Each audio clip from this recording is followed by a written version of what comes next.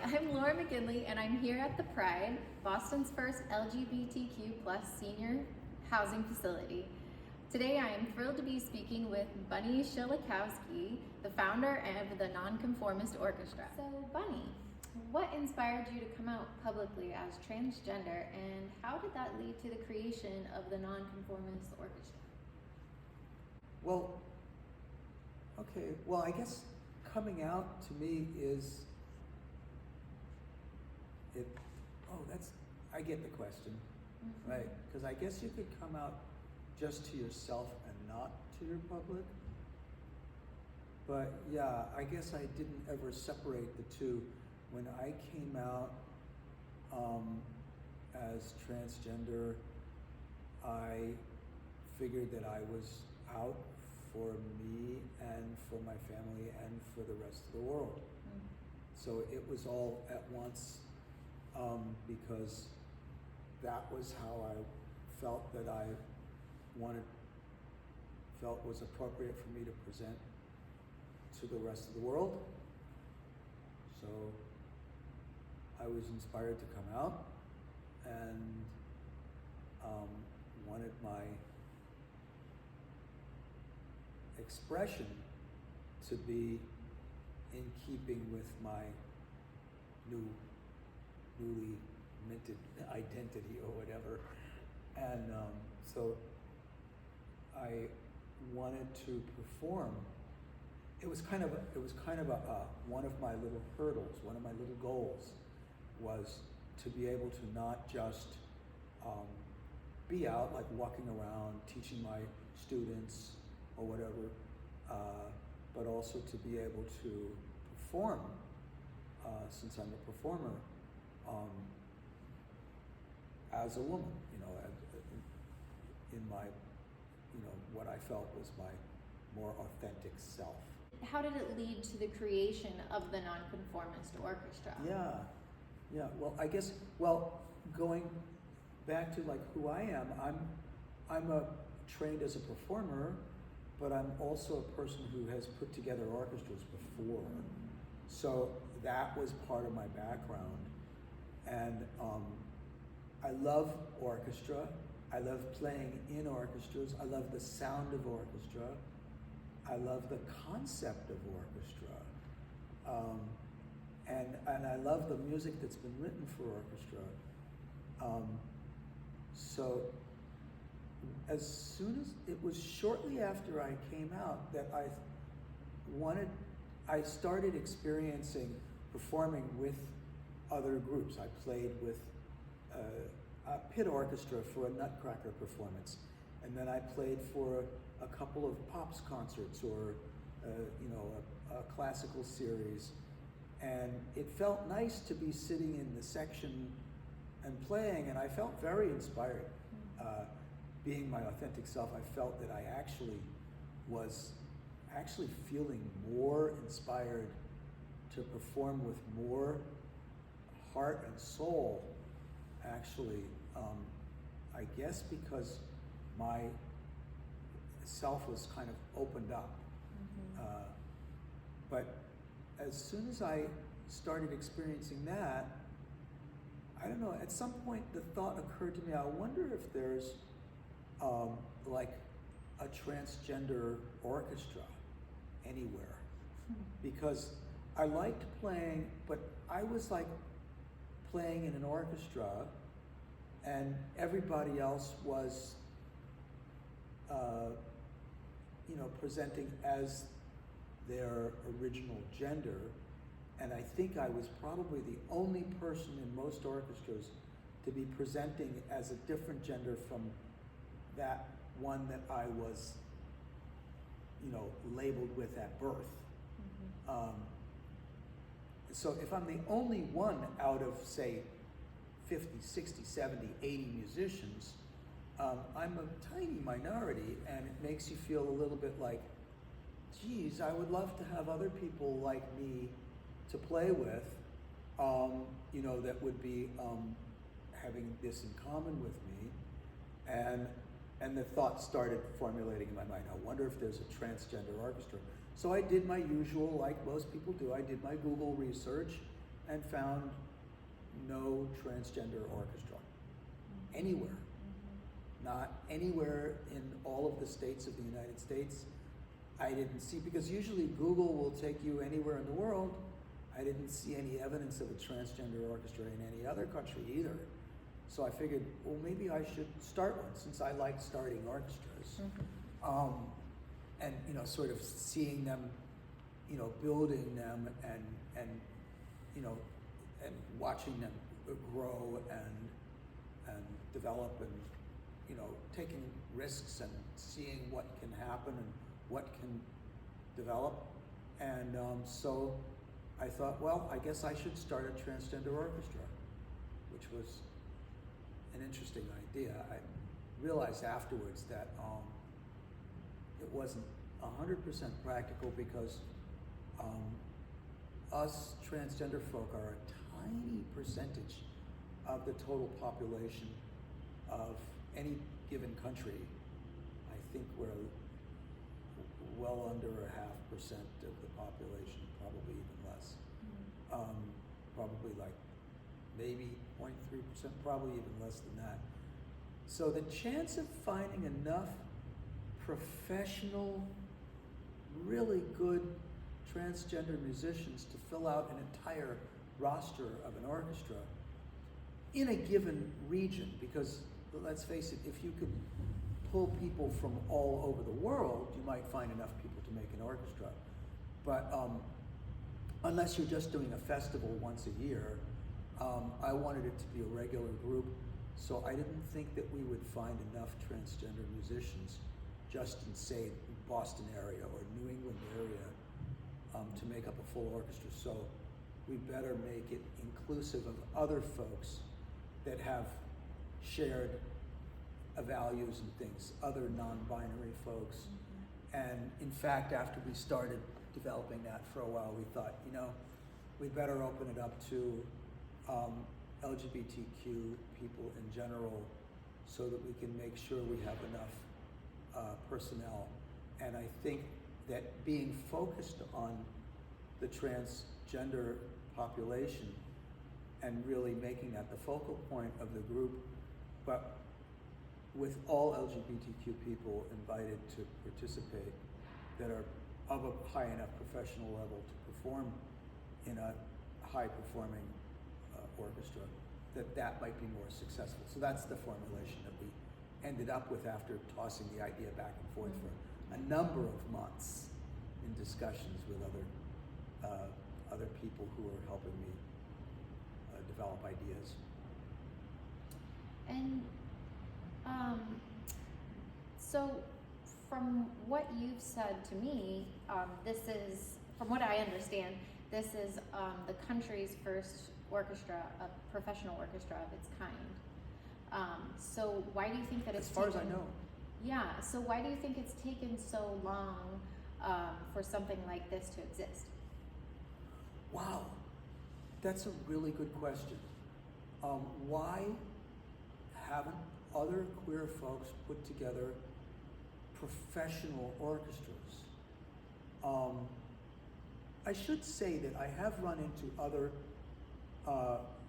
queer organizations that perform music. There is an amateur queer orchestra in New York that I know of, and there is another pretty successful queer chamber music organization.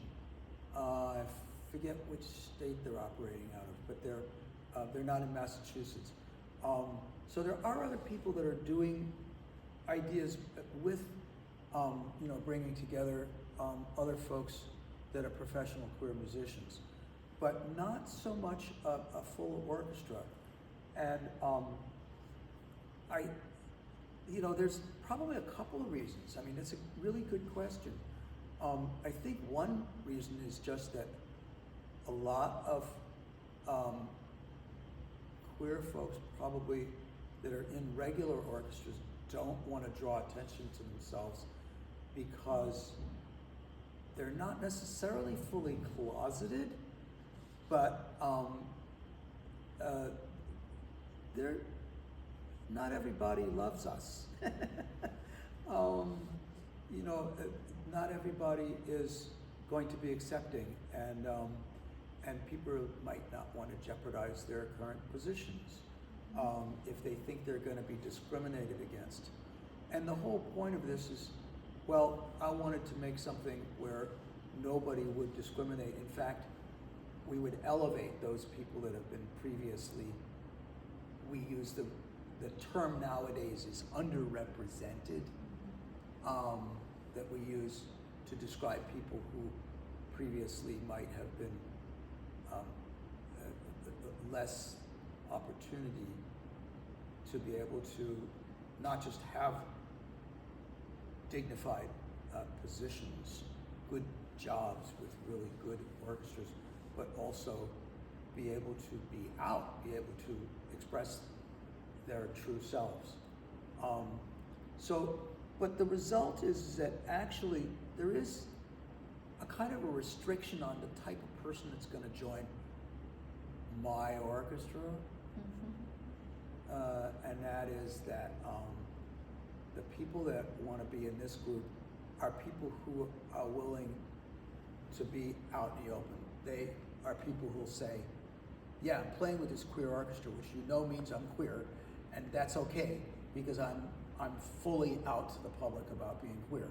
If you're closeted, this isn't the group for you, because probably you don't want to be so vocal about it, because you know you may still have hang-ups about being out to people. So yeah, I don't know if that fully answers your question. Yeah, I think it does.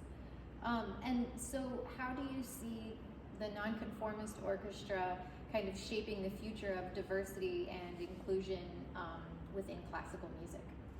Oh, well, I have high aspirations. Whether we accomplish what we're setting out to is another question. But my hope and my prayer would be that we can be, and this is really, it's in our mission statement really, is that we hope to change people's, frankly, to change people's opinions about people like us. We hope to change people's minds through our music. We hope to use music as a way of showing folks that the beauty of what we do and the artistry is part of who, you know, people are, and the more diversity that you have in these art forms, the more they are true art forms. Because let's face it, you can have art with quotes around it, like under the Stalinist Empire, you know, they had art that was created for the state, you know, and it served the military and the junta and the people in power, and that's not really art the way most artists want to create art, because most artists want to express themselves. They don't want to necessarily work for a big corporation and create art for the corporation or art for the country.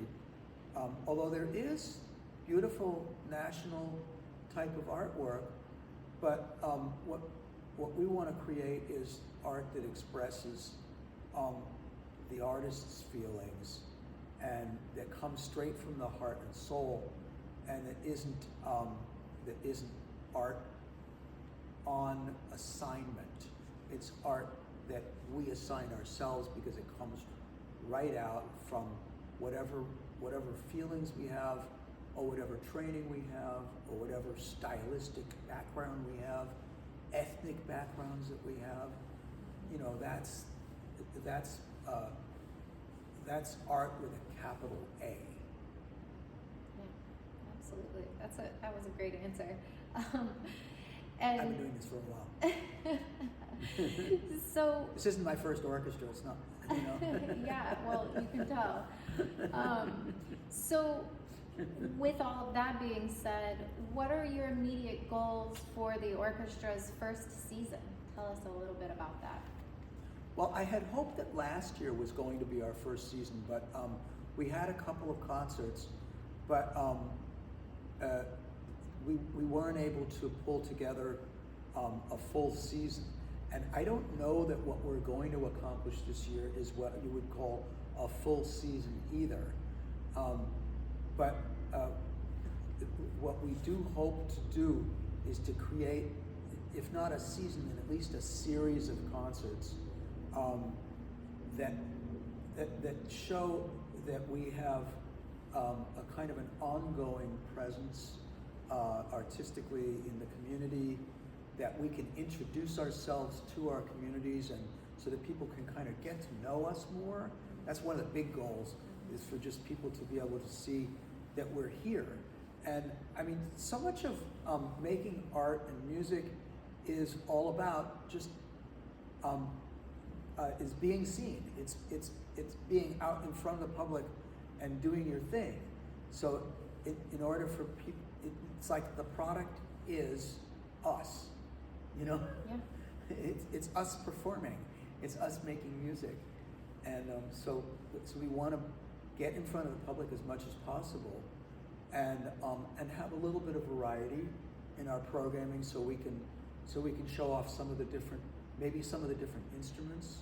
And like our first concert, I'm really hoping will feature Leo Balkovets, that we've talked about a little bit, who's this wonderful trans-mass tenor, who, and when I say wonderful, I really mean a miraculous, fabulous talent, and to perform like chamber music versions of different things, maybe a short opera, maybe just some I should say just some beautiful chamber music by various composers. Leo has some great ideas. We're still in discussions about what we're going to perform, but I'd like to actually feature the voice on our first Pryde concert which will be early in June, and then about approximately one a month, for several months. So we'll have a little series of concerts here at the Pryde, actually, at the community center in summertime, which will be kind of a nice way of kicking off with the audience of our residents that live here in this building, and also the residents of Hyde Park, the surrounding town, and all the surrounding towns around here, because we're surrounded by other wonderful cultural areas. We got Rosendale, we got Jamaica Plain, we've got Dedham right next door, we've got Milton, and so there's a lot of people, diverse backgrounds and stuff that might really enjoy some nice quality music. And then beyond that, we don't have a specific plan, because those dates are actually set. I would love to see something planned for November, which is, for me, is a particular, close to my heart, the Transgender Day of Remembrance, which recalls the murders of transgender people around the world. I actually wrote a commission for this year's TDOR, which was celebrated here at the Pryde also. And we hope to do that, which would be in November. And then, if we don't do anything before that, I would certainly hope that we could put something together for a winter concert. So yeah, I mean, trying to do something in maybe that's seasonal, something in the winter, something in the spring. Eventually, I mean, that would be the first year out, but going down the road, eventually I would love to see us doing concerts all the time. As much as we possibly can, because the more we play, the more people get to know us. But also, when an orchestra plays together and gets to know each other more and more and more, and works together, they become a more cohesive unit. And Henry Higgins was the original founder, was the original person who gave a big chunk of money in those days to what became later the Boston Symphony Orchestra. And his idea was that instead of what they had up till then, which was a lot of European immigrants that were playing occasional concerts here and there, he wanted them to be able to work together all the time. So he gave them enough money so that they could in fact create a better and better and better scene, be working with the same conductors if they had a conductor, and developing their art form to a really high art form level. So it's the highest, most finest organization anywhere, and it worked. So in fact, the result was that Henry Higgins' original vision became one of, with no arguments from anybody who knows about symphony orchestras, one of the greatest orchestras in the world. Some would say maybe virtually the greatest, although I think that that's very, very hard thing because it's a highly opinionated business. You know, there are other wonderful orchestras in the world, and people in other countries that think their orchestra's better than our orchestras, and you know, it's a very nationalistic kind of thing. But that kind of concept of being able, the more you work together, the better you become as an organization, as a group. It's also a social organization. One of the things that was so much fun when we gave one of our concerts in Watertown, thank you Watertown for sponsoring our very first outdoor concert, which was kicking off what was really a queer season that they put on for the summer last year.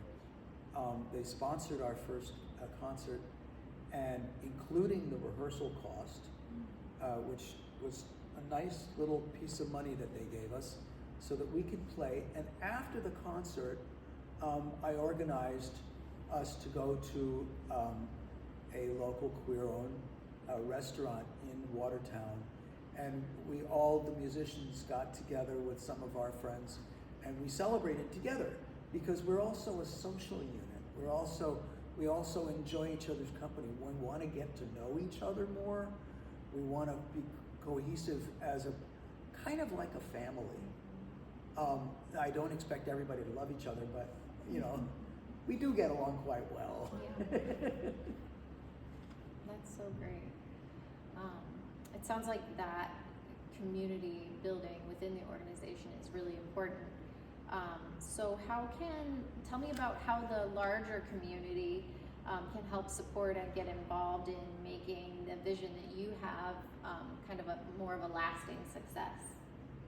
Yeah, well, the answer to that is an easy one for me, because that's just orchestra nuts and bolts.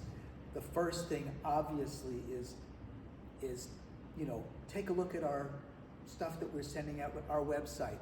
You know, browse through it, learn a little bit about us. We don't have a lot of our clips of music on yet because we haven't recorded a lot yet. There's some things that I've just thrown on there that's just kind of fun music that I've recorded over the years. You know, take a look at that, and then the first thing, obviously, is come to one of our concerts, or come to all of our concerts. I have purposely made them ridiculously cheap to come in so that it would be super easy for you to get in. The tickets are only $8 to get into our first 3 concerts for anybody, any age. Some of our concerts are really kind of meant for families with young people because those are scheduled in afternoons. And if you have a little bit older people in the family and they want to come to one of our evening concerts, we've scheduled 1 or 2 in the evening. And we also have some open rehearsals that are only $5 to get in. So you could come if you can't make it to a concert, you can come to an open rehearsal and watch us rehearse. And you'll still hear the music, but you might hear, you know, some comments, some, you know, discussion between the musicians, you know, about how we're putting things together and that sort of thing. It's kind of interesting process to see how we piece things together. But those are the first things, are just like, come to the concert. You're supporting us in a very small way by paying for a ticket, which you'll find on our website under the concert menu. So we come to concerts. On our website, there's a place where it says, what does it say? Support, or whatever, something like that. There's a menu off to the right, the number of different menus. And it basically is how you can help support us.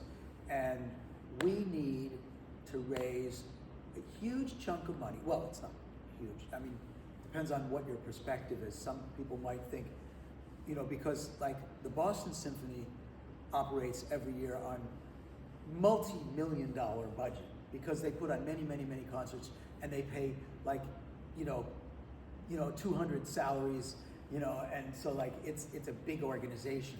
We only have a few people to pay, and so to put on a concert, it's between $3,000 to $6,000 for each concert. It's still a chunk of money, and we're putting on 3 concerts. Those are the ones we know about. So we have to raise, around $16,000.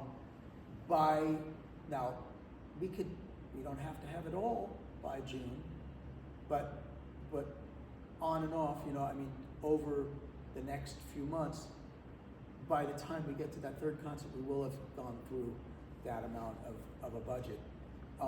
And hopefully that amount, at least, because we don't want to raise less money than that, because then we have to choose smaller and smaller repertoire and smaller groups or less concerts, and we really don't want to cut back from that, because that's kind of a nice minimal sort of size to begin with. 2, 3, 4, 5, 6 musicians on each concert.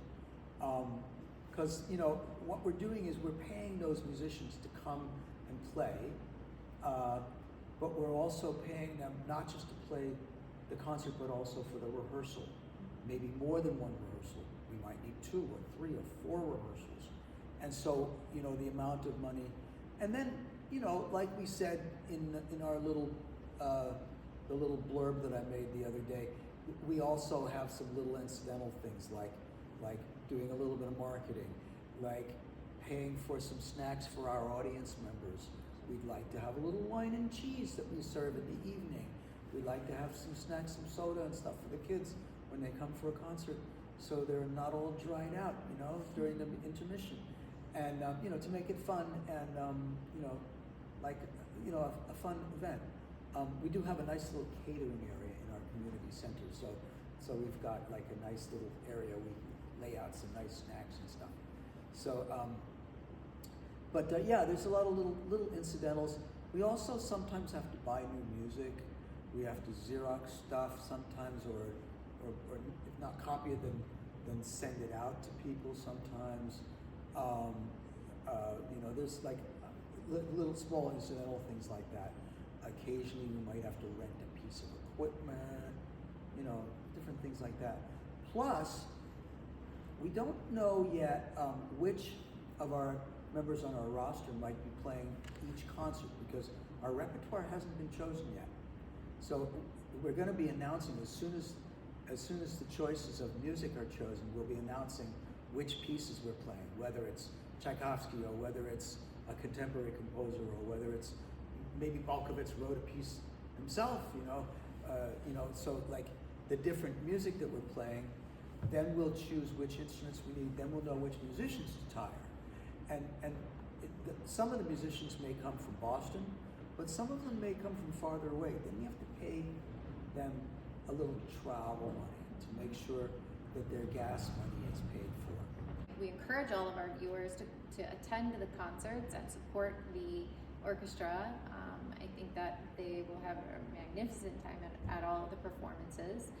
Is there anything else that you would like for our viewers to hear about the orchestra? Anything that we didn't talk about that you would like to mention? Wow.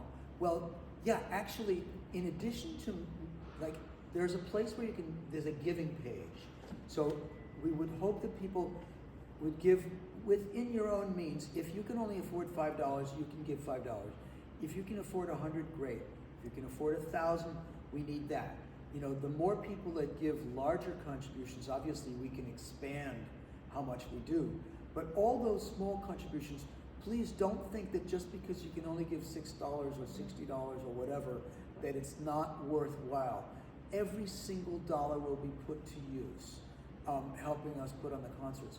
But the other thing is that we will have at times little places where people can help us with volunteering. There might be times when we need a little help, setting up the food, or handing out some kind of leaflets or programs or something like that.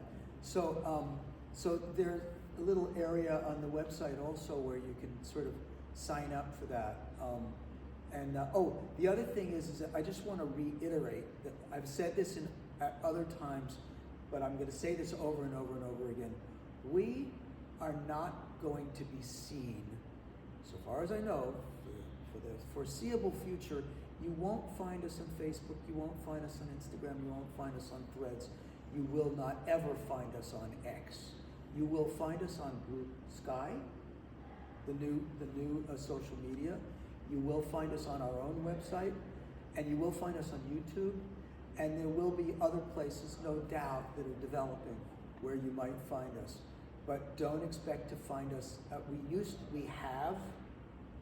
We may have still something that's still standing there on an old Facebook page, but don't expect it to be updated because that's for various reasons not being used anymore. So no more meta platforms. No more meta platforms. Just Blue Sky is where you can Yeah. find the Non-Conformist Orchestra, and also at our website. For now, yeah, and at YouTube. This will be on our own YouTube channel. Right. And I think I have a personal YouTube. I'll run some of it on there. And by all means, if people want to share anything that you see on there, unless it specifically says don't share it, I mean, usually we would encourage you to please share whatever you've found out here with anybody else you think might love really good music, played by really good musicians that happen to be non-conforming people. All right. Bunny, thank you so much for being here and for sharing your story and vision with us. We can't wait to see what's next for you and for the orchestra.